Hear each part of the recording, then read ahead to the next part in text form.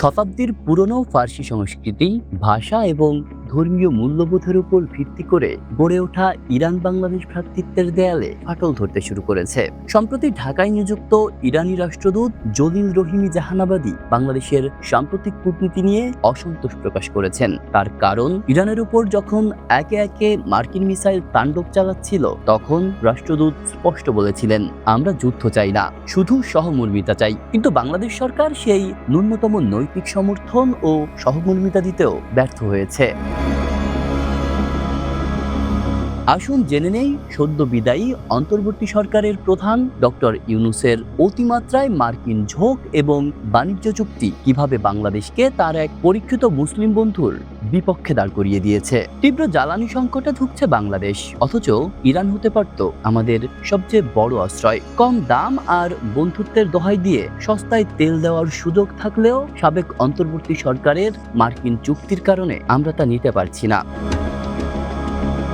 বিশেষজ্ঞরা বলছেন, ইরানের সাথে জ্বালানি চুক্তি থাকলে বছরে অন্তত $5 বিলিয়ন সাশ্রয় হতো। কিন্তু মার্কিন ফাঁদে পা দিয়ে আমরা এখন চড়া দামে মার্কিন ও কাতারি গ্যাস কিনতে বাধ্য হচ্ছি, যার বোঝা সাধারণ মানুষের কাঁধে চাপছে।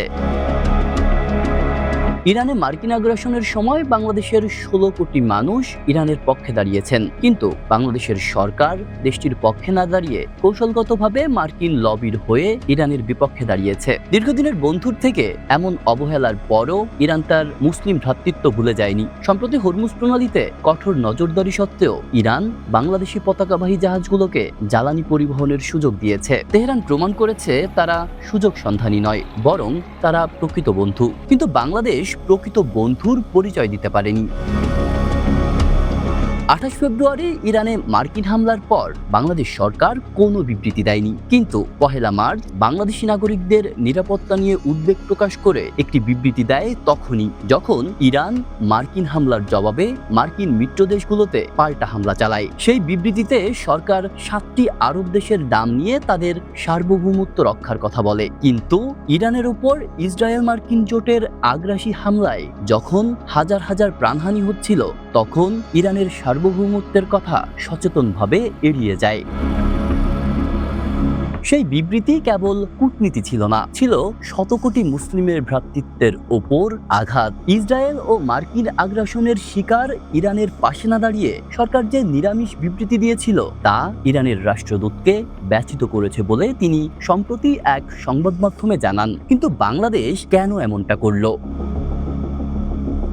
অন্তর্বর্তীকালীন সরকারের শেষ মেয়াদে ওয়াশিংটনের সাথে সম্পাদিত বাণিজ্য চুক্তি আমাদেরকে বাধ্য করেছে ইরানের থেকে মুখ ফিরিয়ে নিতে। দেশের মানুষের কাছে সেই চুক্তিকে আপাত দৃষ্টিতে লাভজনক হিসাবে উপস্থাপন করা হলেও এর গভীরে লুকিয়ে আছে বাংলাদেশকে নিয়ন্ত্রণের 5টি বিষাক্ত শর্ত।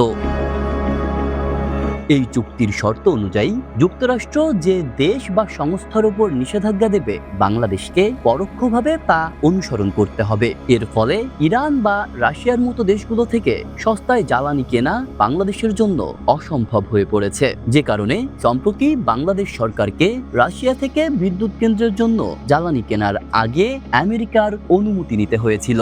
রাশিয়ার বেলায় অনুমোদন পাওয়া গেলেও ইরানের বেলায় তার সম্ভাবনা শূন্য।